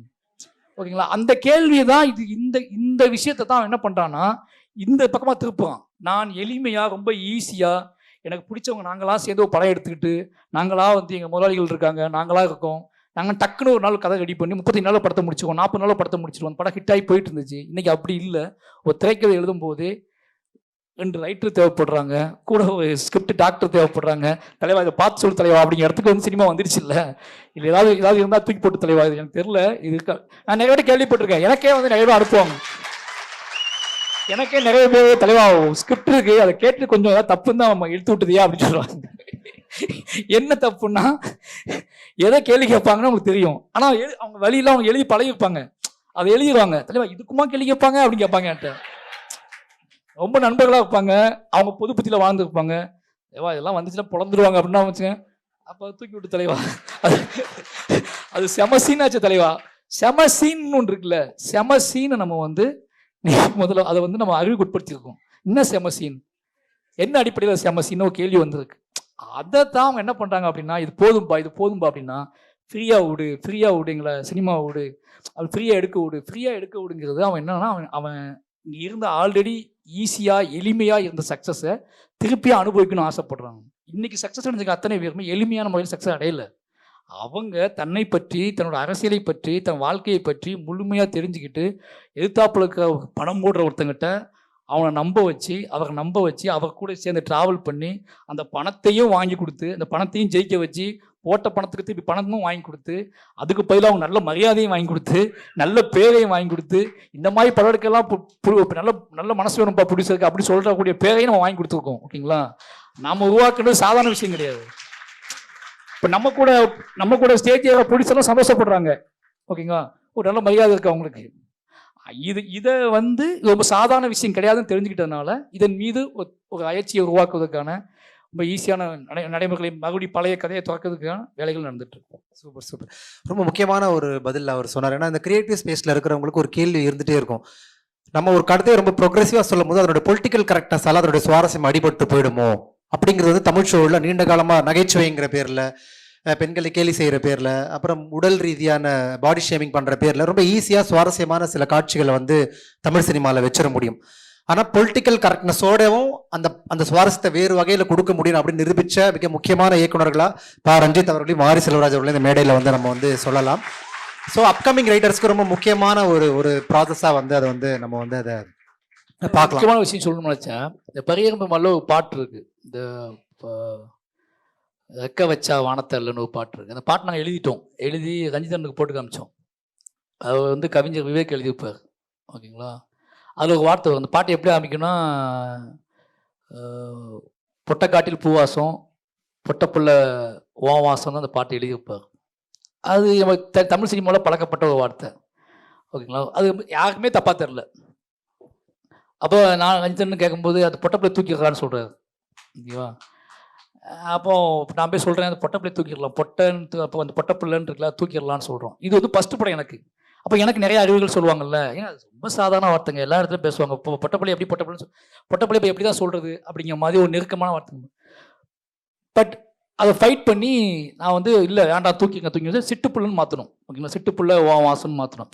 எனக்கு அந்த பாயிண்ட்ல இருந்து அவங்க அதை எண்ணி எப்படி அவர் அது வந்து தப்பான இதில் எழுதலை, அவர் நம்ம சொன்ன மீனிங் தான் எழுதியிருக்காரு. ஆனால் அதுக்கு அவர் பழக்கப்பட்டிருக்காரு. பட் நாம் அந்த நெகட்டிவ் செட் பண்ணுறதுக்குள்ள திருப்பி நம்மளால் தூக்க முடியாது, நம்மளால் மாற்ற முடியும், இன்னொரு வார்த்தையை கொடுக்க முடியும். அந்த சவுண்டுக்கு அது நல்லா இருக்குது அப்படிங்கிறதுக்காகவே நம்ம அது வந்து அவங்களுக்கு நோக்கம் எது ஒன்றுமே கிடையாது. அந்த சவுண்டுக்கு அது கேட்சாக இருக்குது, அதை யூஸ் பண்ணால் பயங்கரமாக ரீச் ஆகும் அப்படின்னு அவங்க நம்புகிறாங்க. பட் அந்த சவுண்டை விட அந்த கேட்சை விட அதுக்குள்ளே நம்மளால் மாற்ற நம்மளால முடியாது, நம்ம ஏன் மாற்றாமல் இருக்கணும் அப்படின்னு ஒரு கேள்வி இருக்குல்ல. அந்த நாள்ல இருந்து அதை யோசிக்க முடியுது எனக்கு. அது ரொம்ப பெரிய டிஸ்கஷன், இதுக்கெல்லாமா பார்ப்பீங்க அப்படின்னு நிறைய டிஸ்கஷன்லாம் நடந்துச்சு. இப்போ என் அஸ்டண்டே வந்து சார் அது நல்லா இருந்துச்சு அப்படின்னு சொன்னாங்க எல்லாருமே. ஏன்னா சிட்டுப்புலன்னு கேட்கும்போது அவன் முதல்ல அதுக்கு தயாராகல. ஆனால் பாட்டு ரிலீஸ் ஆனதுக்கப்புறம் இந்த ஆப்ஷன் யாருக்கும் தெரியாது இல்லை, இப்படி ஆப்ஷன் வந்துச்சு யாருக்கும் தெரியாது இல்லை. ஆனால் முதல்ல இந்த பாட்டை கேட்க எல்லாமே சாதாரண சிட்டுப்புலங்க வார்த்தை அவங்க பிடிச்சே பாடினாங்க. அப்போ நாம் ரெடி பண்ணும்போது நம்ம நினச்சிக்கிறோம் அது உங்களுக்கு இது பிடிக்காது அப்படின்னு சொல்லிட்டு. அது வெளியே வந்ததுக்கப்புறம் தான் இந்த நெரட்டிவே அவங்களுக்கு தெரியாது மக்களுக்கு. நான் இப்படி ஒன்று எழுதி ஒரு சண்டை நடந்து மாற்றிருக்கோம்னே தெரியாது யாருக்குமே. அப்போ நாம துணிஞ்சு எடுக்கிற முடிவுன்னு ஒன்று இருக்குல்ல, நம்மளால எடுக்க முடிஞ்ச முடிவு கூட நம்ம எடுக்கலாம் என்ன அர்த்தம் கேள்வி இருக்குல்ல, அதுவும் முக்கியமான. இதனோட தொடர்படுத்தி அந்த மஞ்சனத்தியை கேட்கலாமா, அது என்னன்னு? அது மஞ்சனத்தி வந்து அது பெரிய இஷ்யூ. என்னன்னா எனக்கு உண்மையிலேயே ஒரு பெரிய பாடம்னே சொல்லலாம், ஒரு பெரிய ஃபைட்னே சொல்லலாம். மஞ்சனத்திங்கிறது எங்கள் ஊரில் இருக்கக்கூடிய கஞ்சனை சொல்லணும். அது மஞ்சனத்தி வந்து முன்னாடி பண்டாரத்தின் இருந்துச்சு. பண்டாரத்திங்கிறது எங்களோட பாட்டியோட பேர். ஊரில் ஒரு 10 பேர் இருப்பாங்க அந்த ஊரில். அப்போ அது எழுதும்போது அந்த காதல் அந்த வயசான ஒரு முதியவனுக்கும் அவங்க நினைவுகளுக்கும் காதல்னு எழுதியாச்சு. நம்ம அதை பொருட்படுத்தவே இல்லை, நம்ம அதை யோசிக்கவே இல்லை. அப்போ அந்த பாட்டு மறுபடியும் கேட்குறாரு. பாட்டு ரிலீஸ் ஆயிடுச்சு. அப்பவும் ரஞ்சிதா தான் முதல்ல ஃபோன் பண்ணுறாரு. டேய் அந்த வார்த்தை ஓகேவாடா அப்படின்னு கேட்குறாரு. அவன் எங்கள் பாட்டி பேர்லாம் அப்படிங்க நான் சொல்கிறேன். அது எங்கள் ஆட்சி பேர் தானே அப்படின்னு சொல்கிறேன் நான். தெரியலையாடா அப்படின்னு சொல்லி விட்டேன். பாட்டு ரிலீஸ் ஆயிடுச்சு. நானுமே அதை பொருட்படுத்தலை. அதுக்கப்புறம் கொஞ்சம் கொஞ்சமாக வர வர வர வர நிறைய விஷயங்கள் எழுத ஆரம்பிக்கும். நம்ம நம்ம நம்ம நினச்சி பார்க்க முடியாத இடத்துலேருந்து ஃபோன்ஸ்லாம் வருது. ஓகேங்களா? ஃபோன் வரும்போது அப்போ என்னை நேரில் மீட் பண்ண வர்றாங்க அந்த பண்டாத்தி. அப்போ நான் சொன்னேன், நான் என்னோட ஓட்டர் ஐடிலாம் காட்டுறேன், எங்கள் பாட்டியோட பேர். ஊரில் இருந்து இது என்னன்னா இதை விடக்கூடாது அப்படின்னு நினச்சி நான் என்ன பண்ணேன்னா, ஊரில் இருந்து நிறைய ரேஷன் கார்டு ஓட்டர் ஐடிலாம் வாங்கிட்டு வர சொல்லி சென்சார் போர்டுக்கு அப்படி தான் நான் போனேன். சென்சார் போர்டுக்கு போகும்போது நானும் தானுசாக போகும்போது கையில் ஓட்டர் ஐடி ரேஷன் கார்டெலாம் எடுத்து போகிறோம். இந்த பேரை இதை அதை போய் காட்டுறவங்ககிட்ட ஒரு பெரிய ஆர்கியூமெண்ட் நடக்குது. ஆர்கியூமெண்ட் நடக்கும்போது அவங்க ஒன்று சொன்னாங்க. நான் வந்து அந்த நாள் மறக்க முடியாத வாழ்க்கையில் என்ன அப்படின்னா, அதுக்கு முன்னாடியே கேஸ் ஃபைல் பண்ணிட்டாங்க. படம் சென்சாரே ஆகலை, அதுக்கு முன்னாடி கேஸ் ஃபைல் பண்ணிட்டாங்க. அப்போது நானும் தானுசாக உட்காந்துருக்கோம். எல்லோரும் கேள்வி கேட்குறாங்க. கேள்வி கேட்கும்போது ஃபைட் நடக்குது. இதெல்லாம் இது 80 70 90 கட்டு கொடுக்குறாங்க. இதெல்லாம் நீங்கள் வந்து ரிவைசிங் கமிட்டி கொண்டு போங்க, இதை பண்ண முடியாது. இவர் தானுசார் சொன்னாங்கன்னா, தம்பி ரிவைசிங் கமிட்டிலாம் போனால் படத்தை பற்றி நெகட்டிவாக ஆரம்பிச்சுவாங்க, என்னாலும் இங்கேயே பேசி முடிச்சுட்டு அப்படின்னு சொல்லி. இப்போ நான் ஒன்றே தான் கேட்டேன், என்ன ரீசன்னு சொல்லுங்கள், எதுக்கு இவ்வளோ கட்டு, எவ்வளோ விஷயம் எதுக்கு, உங்கள் மேலே ஒரு 60 கம்ப்ளைண்ட் இருக்குது, சொல்கிறீங்க, என்ன விஷயம் சொன்னால் நீங்கள் தாங்க மாட்டீங்க அப்படின்னு சொன்னாங்க.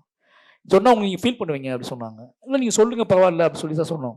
அப்போ அவங்க என்ன சொன்னாங்கன்னா, இந்த பேர் வந்து எல்லா பக்கமும் இருக்குது, பட் இந்த பேரை வந்து மாரி செல்வராஜ் பயன்படுத்தினா அவருக்கு ரொம்ப கீழ்நிலையில் கூடிய ஒருத்தர், அவர் பயன்படுத்தினது ரொம்ப தப்பாக எங்களுக்கு கொச்சையாக பார்க்குற மாதிரி இருக்குது, அவர் பயன்படுத்தக்கூடாது அப்படின்னு அவங்க பதிவு பண்ணியிருக்காங்கன்னு சொன்னாங்க. அப்போ நான் இது அன்னைக்கு இருந்த அன்னைக்கு இருந்த சென்சார் ஆஃபீஸர் எல்லாத்துக்குமே தெரியும், தானுசாருக்கும் தெரியும். நான் ஒரு 1/2 மணி நேரம் பேசல, அப்படி கண்காணி உட்காந்துட்டு இருக்கேன். நான் ஏன் பயன்படுத்தக்கூடாதுன்னு நான் கேட்டேன். திருப்பியும் போய் ஆர்கியூமெண்ட் போச்சு. சார் நீங்கள் நான் அப்போ சென்சார் ஆஃபீஸர் சொன்னாங்க, உங்கள்கிட்ட ஆர்கியூ பண்ணவே முடியல, ரொம்ப எமோஷனலாக இருக்குது, நீங்கள் இதை பாம்பே கொண்டு போங்க படத்தை அப்படின்னு சொன்னாங்க. சரின்னு சொல்லிட்டு தானுசார் சொன்னான்னு சொல்லிட்டு நான் என்ன சொன்னேன் அப்படின்னா, ஓகே சார் அவங்க இவ்வளோ சொல்கிறாங்களே, இதை வெளியே போனால் நான் ஒரு ஃபைட் பண்ணி பார்க்குறேன் சார் அப்படின்னு சொன்னால், இல்லை தம்பி இது பெரிய இஷ்யூ ஆக்குவாங்க, தேவையில்லாமல் வேண்டாம், எதுக்கு அப்படின்னு சொன்னேன். அப்போ எல்லாத்தையும் யோசித்தேன். ஒரு கம்யூனிட்டி சைட்லேருந்து ஃபஸ்ட்டு நான் என்ன வச்சேன்னா, ஒரு கம்யூனிட்டி சைட்லேருந்து ஃபீல் பண்ணுறாங்க ஒரு கரெக்டான ஆன்சர் எடுக்கணும்னு நினச்சிட்டு இருந்தேன். அந்த கம்யூனிட்டி சைட்லேருந்து சொல்லப்பட்ட பதில் என்னை ரொம்ப டிஸ்டர்ப் பண்ணிச்சு, ஃபைட் பண்ண தோணுச்சு. இது ரெண்டையும் பேலன்ஸ் பண்ணி நான் ஒரு முடிவு எடுக்க வேண்டியிருக்கு. ஃபஸ்ட்டு நான் ஒரு முடிவு எடுக்கிறேன், சரி ஓகே அது தப்பாக தான் தூக்கிடலான்னு சொல்லிட்டு. பட் அதுக்கு சொல்லப்பட்ட பதில் என்னை ரொம்ப ஹர்ட் பண்ணுது. ஏன்னா என்கிட்ட பேர் இருக்குது, என்கிட்ட வந்து ஒரு 10 பேர் இருக்குது, நான் அதுக்கு ரேஷன் கார்டு வச்சுருக்கேன், இதாக வச்சுருக்கேன். அப்போ ஒரு கட்டத்துக்கு மேலே நான் என்ன முடிவு பண்ணுறேன், சரி ஓகே நான் அதை மஞ்சளத்தி மாற்றிக்கிறேன்னு சொல்லி எழுதி கொடுத்துட்டு நான் மஞ்சளத்தின்னு பேரை மாற்றிக்கிட்டேன். இப்போ என்ன ஆகுதுன்னு எனக்கு என்ன தோணுது அப்படின்னா, இப்போ நான் அந்த பேரை எடுத்து யூஸ் பண்ண முடியாதுன்னு ஒன்று இருக்குல்ல, இப்போ வேற யாராவது பேரை யூஸ் பண்ணியிருந்தா என்ன ஆயிருக்குன்னு எனக்கு தெரியல. அப்போ அப்படி ஒரு தோண வருது இல்லை, இதை மற்றவங்க யூஸ் பண்ணியிருந்தா கண்டுக்காம விட்டுருப்பாங்களோ, மற்றவங்க இதை பண்ணியிருந்தா கண்டுக்காம விட்டுருப்பாங்களோ, அந்த அந்த அந்த குழப்பமும் அந்த தயக்கமும் இருக்குல்ல, அது ரொம்ப இரிட்டேட் பண்ணுது ஒவ்வொரு ஸ்கிரிப்ட் எழுதும் போதும்.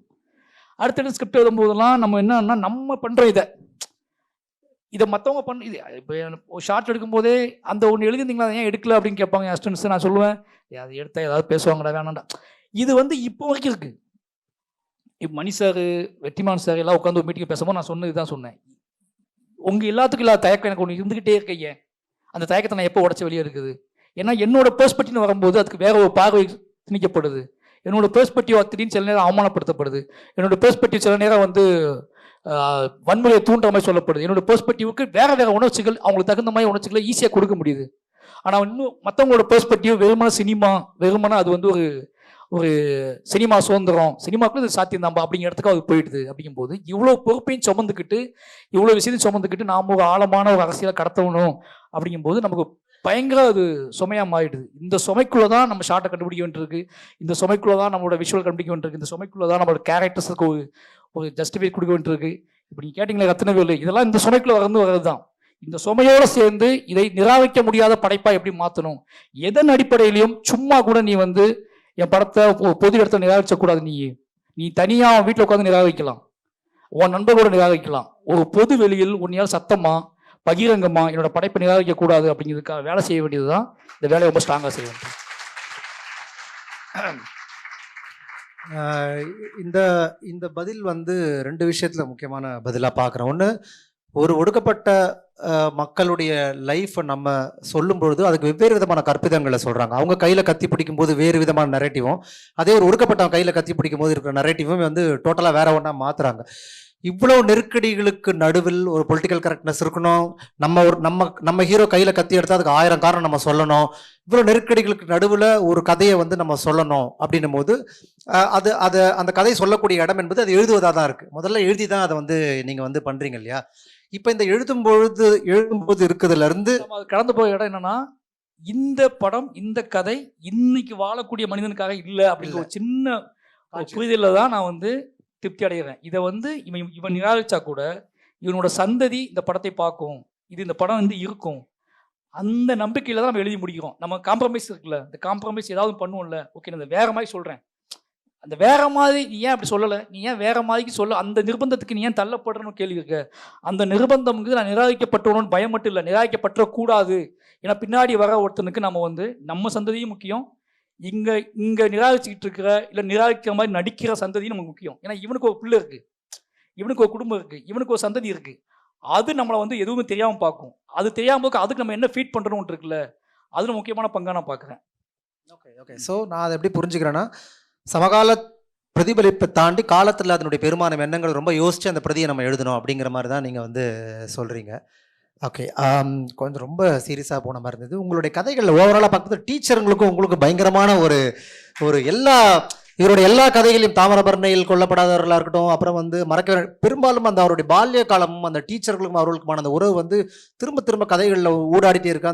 அந்த சைல்டுஹுட் பாய்ஹுட் போர்ஷன்ஸ் வந்து உங்களை பயங்கர இம்பேக்ட் பண்ணியிருக்கு உங்களோட கதைகளுக்குள்ள ஆக்சுவலாக. அதுக்கப்புறம் நீங்கள் சென்னை மாதிரியான உலகத்துக்குள்ளே வந்துட்டீங்க.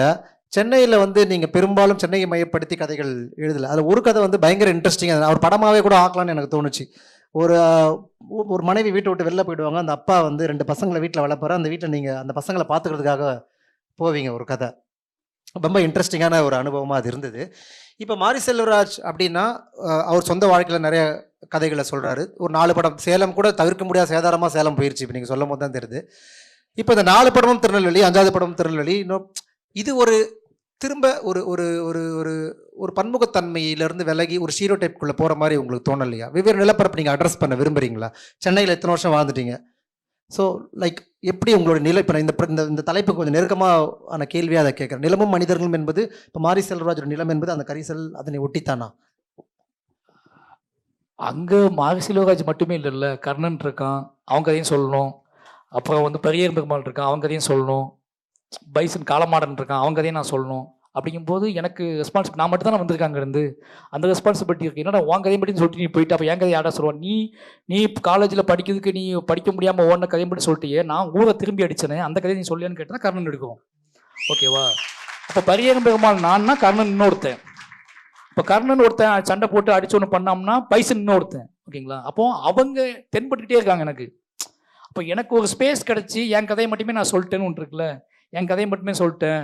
அப்போ அவங்க தென்பட்டு இருக்கும்போது அவங்களோட சாதனைகளும் அவங்களோட வேதனைகளும் அவங்களோட போராட்டம்னு ஒன்று இருக்குது, அவங்க முன்னெடுத்த ஒரு கிளர்ச்சின்னு ஒன்று இருக்குது. அப்போ அதையும் நம்ம சொல்லி ஆகணும். அப்படிங்கும்போது அந்த அடிப்படையில் பார்த்தீங்கன்னா நீங்கள் நம்ம நினைக்கிறோம் ஒரு நிலத்திலிருந்து என் பார்வையிலேயே பார்க்கறதுனால உங்களுக்கு இது எல்லாமே ஒரே இடத்துல வர மாதிரி தெரியும்.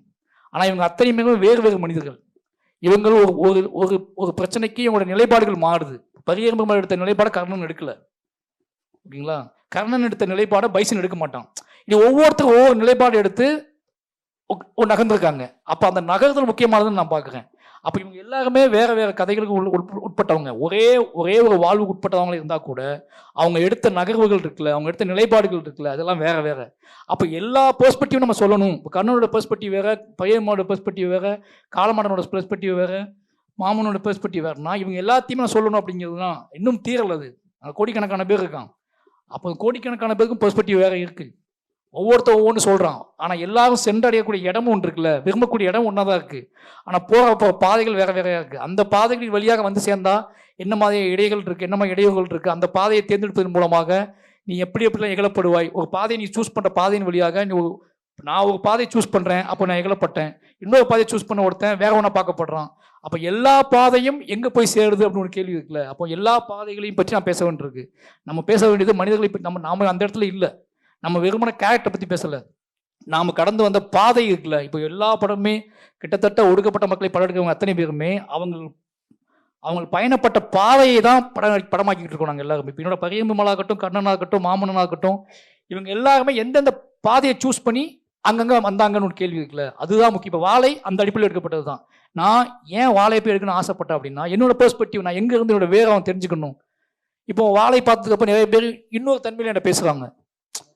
என்ன தன்மை அப்படின்னா, அவங்களால பிலீவ் இது வாழை அவனுக்கு மொத்த கதையை நிஜமாக்கி விட்டுருக்கு.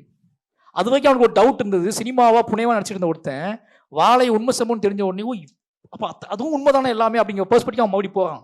அப்போ பெரியம்மாள் உண்மையானு கேட்குறான். அப்போ இவ்வளோ நாள் உனக்கு தெரியாதா அப்படின்னு, உனக்கு அது உண்மைன்னு, உனக்கு இது உண்மையாக தான் அவன் தமிழ் சமூகத்தில் இருக்கணும்னு நம்பலாவன்.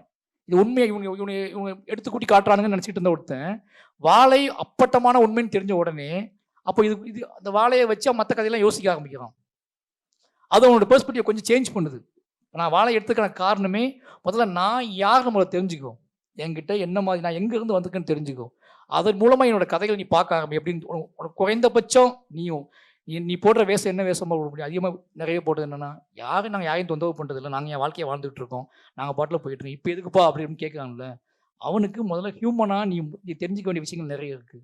ஒரு கதையை எப்படி புரிந்து கொள்வது, ஒருத்தனோட வழியை எப்படி புரிந்து கொள்வது, ஒருத்தன் ஏன் அதை சொல்கிறான், இவ்வளோ மெனக்கிட்டு ஏன் அதை சொல்கிறான், இவ்வளோ பெயின் பண்ணி ஒரு புடிசட்டு போய் உட்காந்து கதை சொல்லி இவ்வளோ பண்ணி இவ்வளோ வேலை பார்த்து, எனக்கும் ஆசை இருக்காதா என்ஜாய் இப்படி படம் எடுக்குன்னு சொல்லி, எனக்கும் பயங்கரமாக ஷார்ட் எடுக்கணும்னு ஆசை இருக்காதா, நான் ஏன் திருப்பி அந்த சகதிக்குள்ளே போகிறேன், நான் ஏன் திருப்பி அந்த மாட்டை பின்னாடி அலைகிறேன், நான் ஏன் திருப்பி போய் தண்ணிக்குள்ளே புரிஞ்சு கதறேன் அப்படின்னா, எனக்கு சொல்ல வேண்டிய தேவை இருக்குது.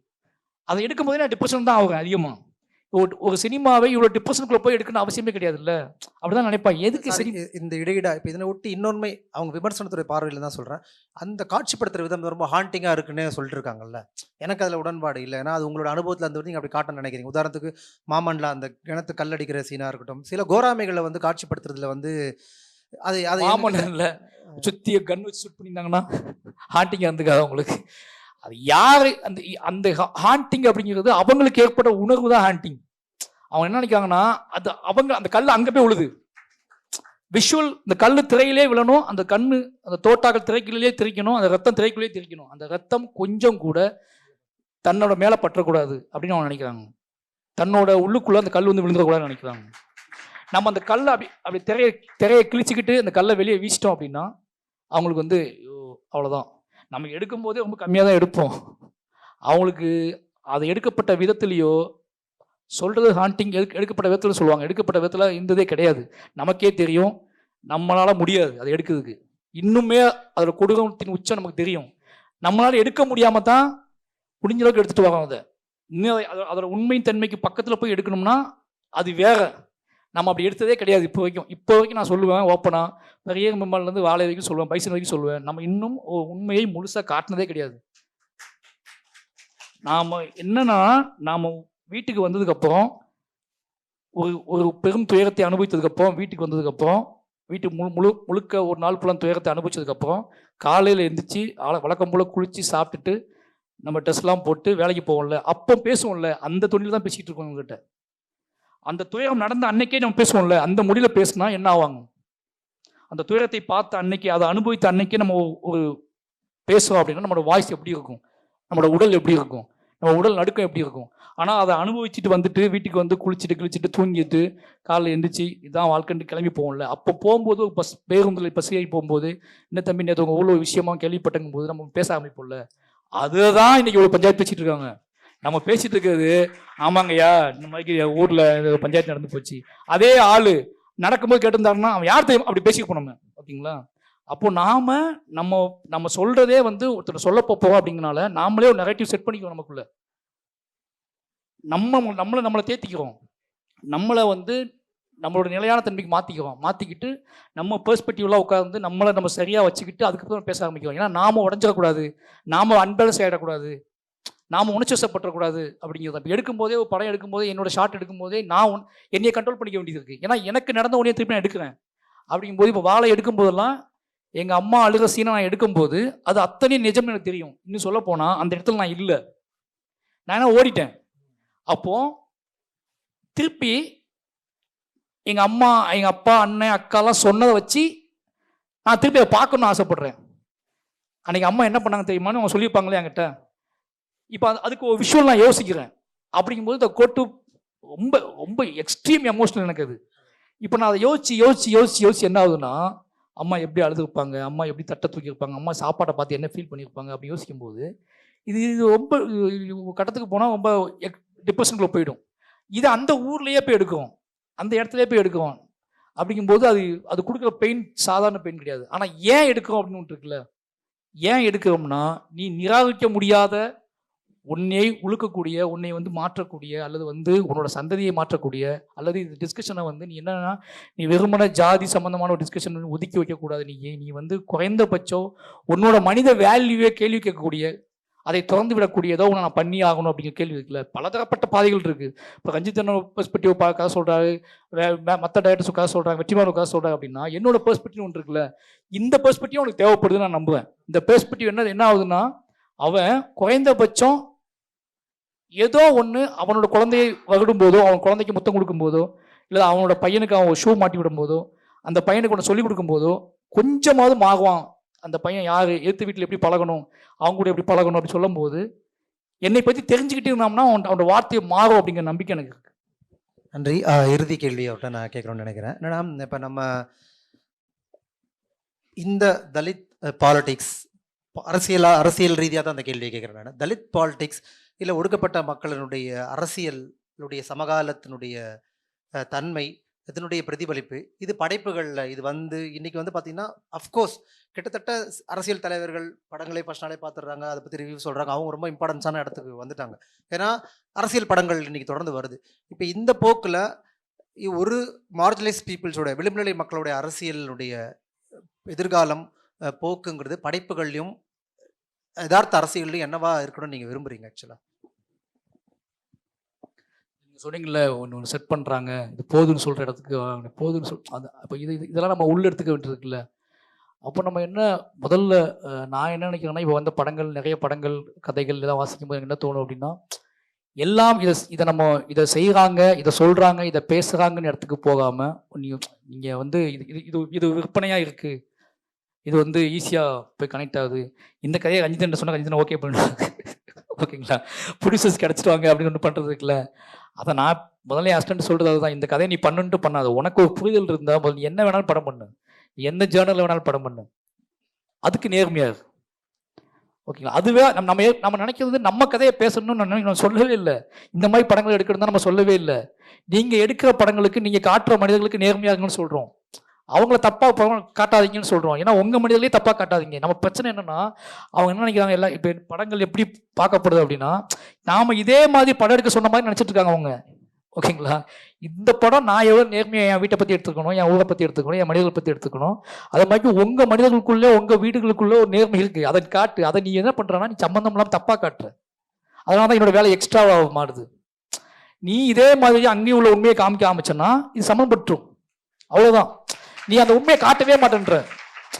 நீ எப்போ உண்மையை காட்டுறியோ, நீ எப்போ உண்மையை பேசுறியோ, நீ வந்து உன்னோட வீடு, உன்னோட அக்கா, உன்னோட அப்பா, உன்னோட அம்மா, உன்னோட நண்பர்கள், உன்னோட கிராமம், உன்னோட கிராமத்தின் தேவை அப்படிங்கிற உண்மையை நீ என்னைக்கு அப்பட்டமா காட்டுறியோ, அன்னைக்கு இது ரொம்ப இலக்கியத்தில் சினிமாவுக்குள்ளேயும் அது சமன்பட்டுரும். ஆனால் அதை ஒழிச்சு வச்சுக்கிட்டு அதை காட்டாம வேற ஒன்று காட்டுறதின் மூலமாக அவங்க நடந்துட்டே இருக்காங்கல்ல, அது இருக்கிற வரைக்கும் இந்த தேவை இருந்துகிட்டே இருக்கும். அதுக்காக அவங்க காட்டலையே அப்படிங்கிறதுக்காக நாம் அதை காட்டாமல் இருக்க முடியாது. நாம் காட்டுவதன் மூலமாக தான் அவங்களுக்கு ஒன்று தோணி இருக்கு.